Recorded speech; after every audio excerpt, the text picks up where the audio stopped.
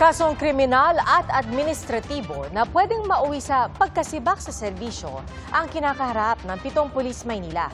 Kinikilan umano nila ng 50,000 piso ang isang lalaking pinagmukha raw nila na sangkot sa droga.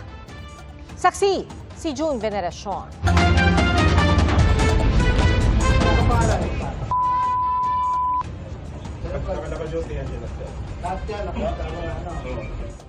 Matapos ituro ng mismong biktima, kaya kami ina-arresto sa kasong illegal detention, extortion at rape threat.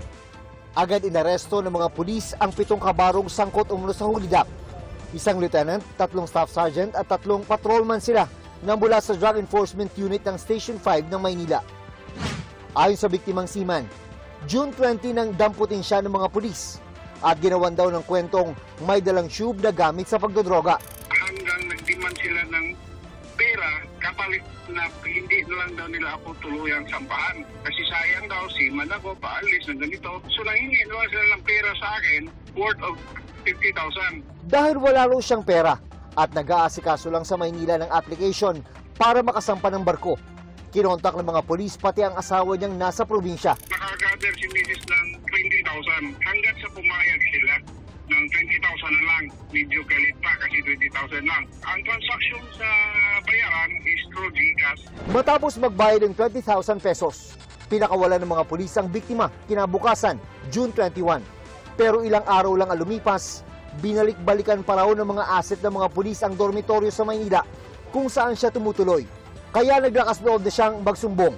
Nang matulugan daw ito ng mga pulis, nag-reach out po yung mga pulis po na involved at isinauli yung 20,000 through GCash din, hoping na hindi po magrereklamo. Kahapon, nagreklamo ang biktima sa Regional Intelligence Division ng NCR Police Office. Kaya nagkaroon ng operasyon kagabi. Bukod sa mga kasong kriminal, kakaharapin din ng 7 pulis ang kasong administratibo na ang parusa ay maaring dismissal sa serbisyo.